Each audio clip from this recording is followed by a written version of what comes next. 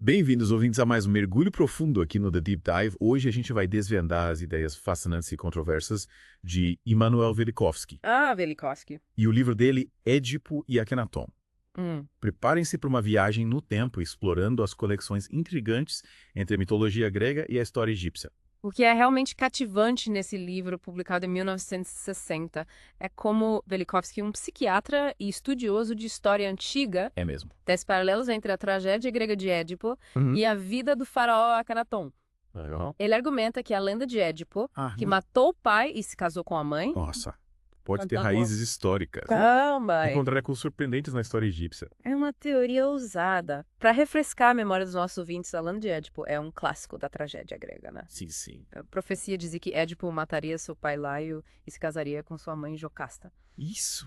Sem saber de sua verdadeira origem, ele acaba cumprindo essa terrível profecia. Ao descobrir a verdade, Édipo em desespero se cega e se exila de Tebas. Uma tragédia. E é precisamente essa ligação entre mito e história que Velikovsky se propõe a explorar. Ele mergulha fundo nessa questão. O livro, dividido em duas partes, nos guia por um caminho intrigante, buscando desvendar os mistérios por trás da lenda de Édipo e da figura enigmática de Akhenaton. Exatamente. Começando pela parte I, a busca por um Édipo histórico. Velikovsky nos convida a mergulhar no primeiro capítulo intitulado A Lenda. Aqui ele analisa as diferentes versões do mito de Édipo, explorando suas nuances e variações. Interessante. É fascinante como ele aborda até a interpretação de Freud sobre o complexo de Édipo. É mesmo. Sugere um desejo subconsciente do filho pela mãe. É uma análise psicanalítica complexa. Mas o que realmente prende atenção é a ousadia de Velikovsky em questionar a falta de evidências históricas que comprovem a existência de Édipo como figura real. E vai contra a corrente, né? Ele levanta a hipótese de que a lenda pode ter se originado em outra cultura em outro tempo. E nos conduz ao Egito. Olha só. E é no capítulo 2, a Esfinge, que essa jornada nos leva ao enigmático mundo do Egito Antigo. Velikovsky nos apresenta a Esfinge de Tebas, a criatura mítica com corpo de leão e cabeça humana, que aterrorizava a cidade, exigindo a resposta de uma charada para permitir a passagem. Tá a famosa esfinge. Ele traça paralelos com a famosa Esfinge de Gizé, explorando suas similaridades e possíveis conexões. Faz sentido. É como se Velikovsky estivesse nos convidando a desvendar um quebra-cabeça milenar, buscando pistas que conectam a mitologia grega à história egípcia. É uma investigação fascinante. A sugestão de que a Esfinge de Tebas, presente na lenda de Édipo, possa ter sido inspirada pela Esfinge egípcia é um indício da possível influência cultural entre essas duas civilizações. Uma influência que pode ter atravessado milênios. E essa influência se torna ainda mais evidente no capítulo 3, as duas Tebas. Velikovsky compara Tebas, a cidade grega da lenda de Édipo, com Tebas, a cidade egípcia, Sim. que floresceu durante o reinado de Akenaton. Interessante. Ambas cidades de grande importância cultural e religiosa com nomes idênticos, sugerindo uma ligação que vai além da mera coincidência. É uma coincidência muito grande para ser ignorada. A meticulosidade de Velikovsky em destacar as semelhanças entre as duas Tebas é notável.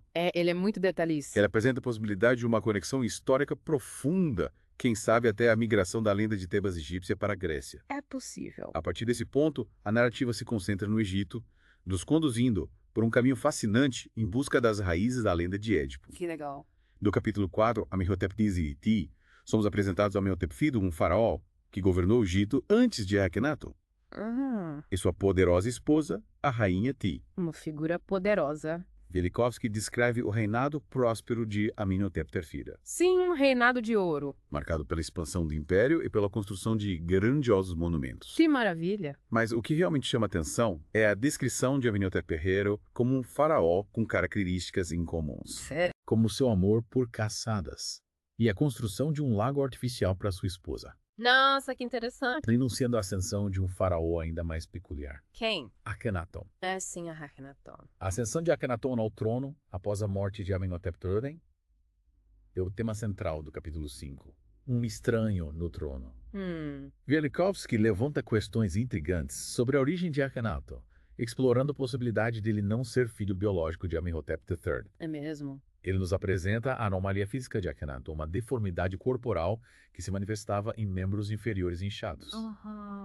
E aqui, mais uma vez, Velikovsky traça um paralelo intrigante com a lenda de Édipo, Que interessante. que também possuía uma característica física marcante, os pés inchados. Caramba. Seria apenas uma É coincidência. muita coincidência, né? No capítulo 6, Rei que vive na verdade, mergulhamos na reforma religiosa de Akhenaton, um marco na história egípcia. Sem dúvida. Ao romper com a tradição religiosa e impor o culto a Aton disco solar. Akhenaton enfrentou a resistência dos sacerdotes de Amon e provocou uma mudança radical na sociedade egípcia. Uma mudança drástica. Velikovsky destaca a importância do nome Akhenaton, que significa agradável a Aton. Que legal. Esse é o título Rei que vive na verdade, revelando sua busca por uma verdade espiritual única. Faz sentido. Ele analisa o hino a Aton, atribuído a Akhenaton, e o compara com o Salmo 104 da Bíblia, destacando as semelhanças e a possível influência egípcia na religiosidade hebraica. Uma influência que pode ter moldado o mundo ocidental. E no capítulo 7, a Cidade do Sol, somos transportados para Akhenaton, a nova capital fundada por Akhenaton em homenagem a Aton. Uma cidade dedicada ao Deus Sol. Velikovsky descreve a cidade como um reflexo da visão singular de Akhenaton. É verdade? Um lugar onde a arte e a religião se fundiam em uma expressão de devoção ao Deus Sol. Que incrível. A arquitetura, a organização social e a vida cotidiana em Akhenaton refletiam a nova religião e a personalidade do faraó.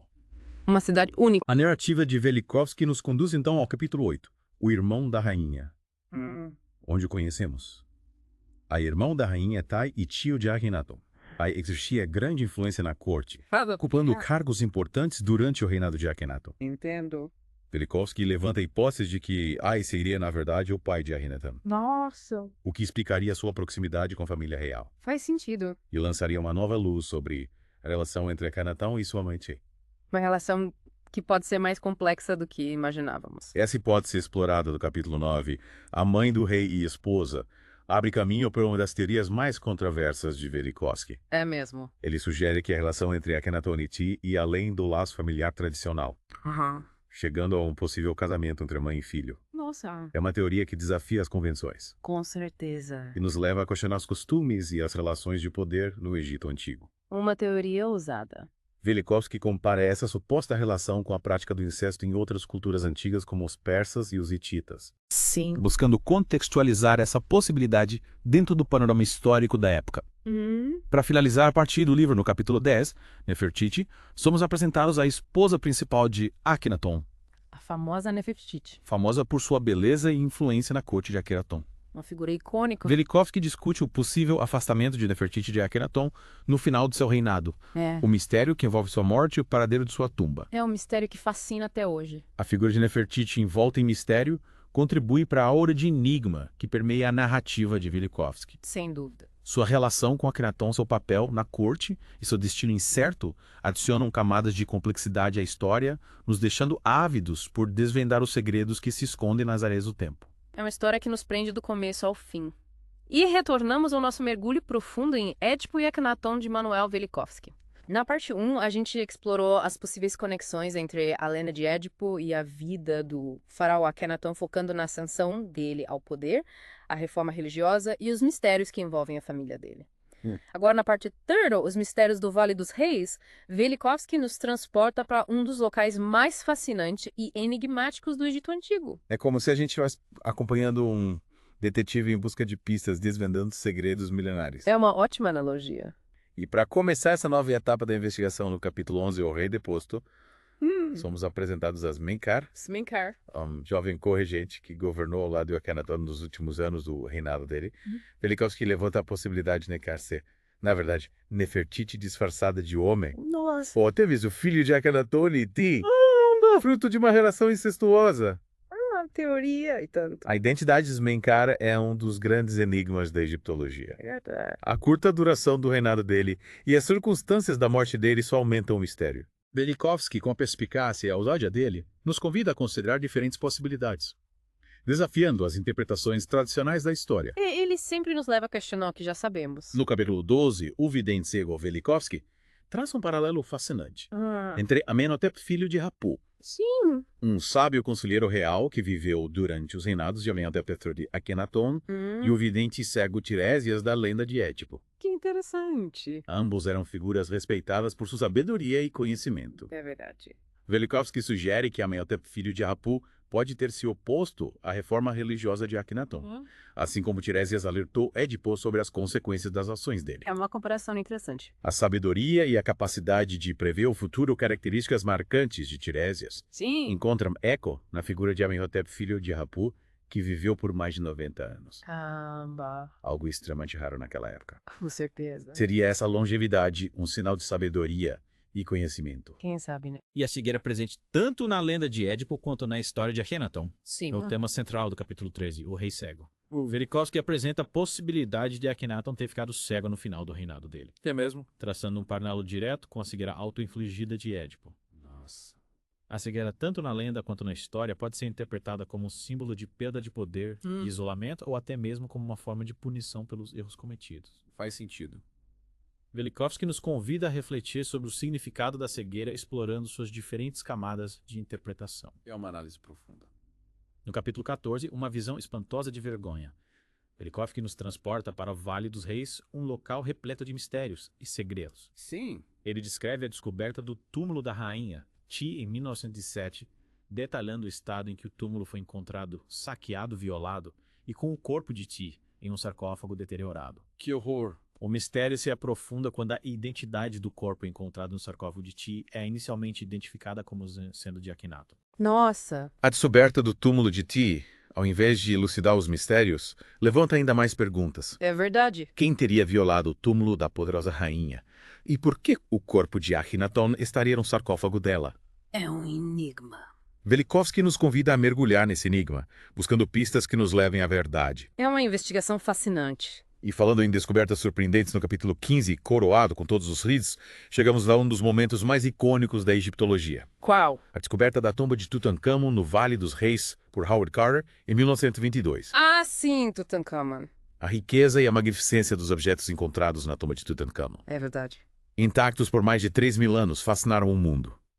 Mas Velikovsky vai além do deslumbramento e analisa a polêmica que envolve a identidade de Tutankhamon Sim. e a relação dele com Akhenaton. Atendo. Velikovsky destaca a anomalia craniana de Tutankhamon, semelhante a Akhenaton, sugerindo um possível parentesco entre os dois faraós. Ele nos leva a questionar as relações familiares e dinásticas no Egito Antigo, É verdade. lançando novas luzes sobre a história de Tutankhamon e o papel dele na linhagem real. Uma nova perspectiva. A jornada prossegue no capítulo 16, uma cova escavada na rocha, onde Velikovsky nos apresenta um segundo túmulo menor, e mais simples descoberto próximo ao de Ti, também no Vale dos Reis. Ele levanta a hipótese de que esse túmulo seria o local de sepultamento original de Smenkhare, Menkare de novo. adicionando mais uma peça ao intrincado quebra-cabeça da história egípcia. É muita informação. A localização do túmulo de Smenkhare em relação aos Jitin e Tutankhamon é intrigante. É verdade. Os objetos encontrados no túmulo sugerem que ele pode ter sido enterrado às pressas, Nossa. o que levanta ainda mais perguntas sobre as circunstâncias da morte dele De sim. e o papel dele na corte de Akhenaton. No capítulo 17, apenas uma irmã sobre seu leito de morte. Os mistérios se multiplicam com a análise de um texto encontrado no túmulo de Ti. Que mencionam Arnirma lamentando a morte do ocupante do túmulo. Velikovsky, com a perspicácia dele, levanta a hipótese de que a irmã seria, na verdade, Nefertiti, Nefertiti. e que o corpo no túmulo de Ti seria de Smenkhare, filho dela, e irmão de Akhenaton. Caramba. Essa teoria, se comprovada, reescreveria a história familiar e dinástica da época de Akhenaton, Com certeza. adicionando mais uma camada de complexidade à trama. É uma reviravolta e tanto. E, finalmente, no capítulo 18.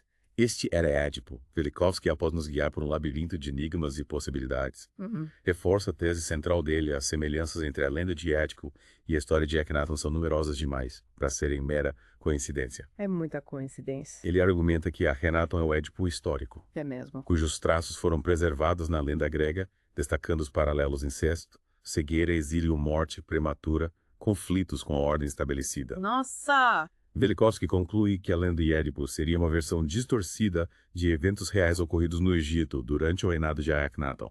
Uma teoria usada. Uma teoria ousada que nos convida a questionar as fronteiras entre mito e história e a repensar a maneira como interpretamos o passado. É uma teoria que nos faz pensar fora da caixa.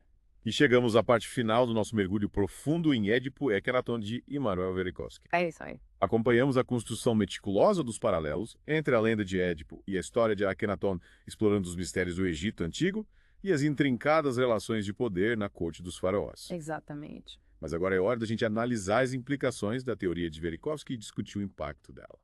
É importante lembrar que a teoria de Velikovsky, por desafiar as interpretações convencionais da história, foi recebida com ceticismo pela comunidade acadêmica. É verdade. Muitos estudiosos questionam a validade das interpretações dele, argumentando que a falta de comprovação histórica para muitos dos eventos descritos por Velikovsky fragiliza a teoria. Sim, a crítica acadêmica é compreensível, né? A gente está falando de desafiar cronologias estabelecidas e reinterpretar eventos que ocorreram há milhares de anos. Mas, mesmo que a gente deixe de lado debate sobre a precisão histórica, a obra de Velikovsky nos convida a reflexões profundas, não é? Com certeza, Édipo e Akenaton nos instiga a repensar a relação entre mito e história. Será que essas narrativas ancestrais são apenas fábulas? Ou será que guardam ecos de eventos reais distorcidos pela passagem do tempo? É uma pergunta que fica, né? Sim. E Velikovsky vai além da conexão entre Édipo e Akenaton. Ele argumenta que a reforma religiosa de Akenaton, com a introdução do monoteísmo no Egito, influenciou diretamente a religião hebraica. É mesmo.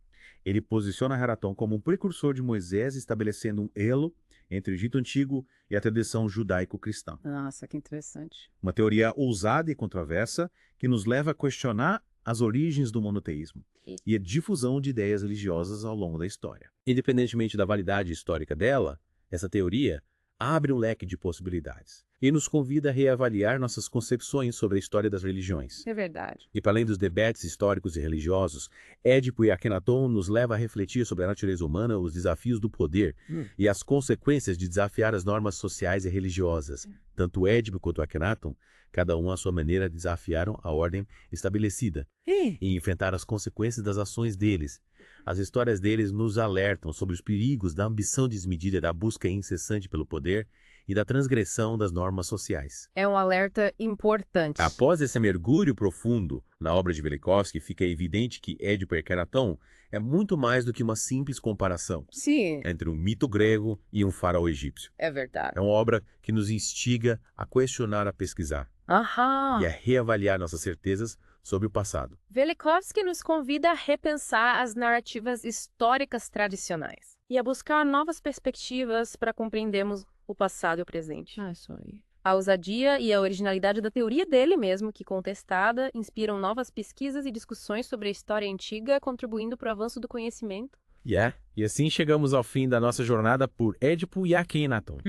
Esperamos que esse mergulho profundo tenha sido tão instigante para você quanto foi pra gente. Com certeza. Convidamos você a continuar explorando os mistérios da história e a questionar as narrativas que nos são apresentadas. É isso aí. Afinal, a busca pelo conhecimento é uma jornada contínua repleta de desafios e descobertas. Compartilhe com a gente suas impressões sobre a teoria de Velikovsky e as conexões entre a lenda de Édipo e a história de Akenaton. O debate e a troca de ideias enriquecem nossa compreensão do mundo. Com certeza. E para finalizar, deixamos uma pergunta para você refletir.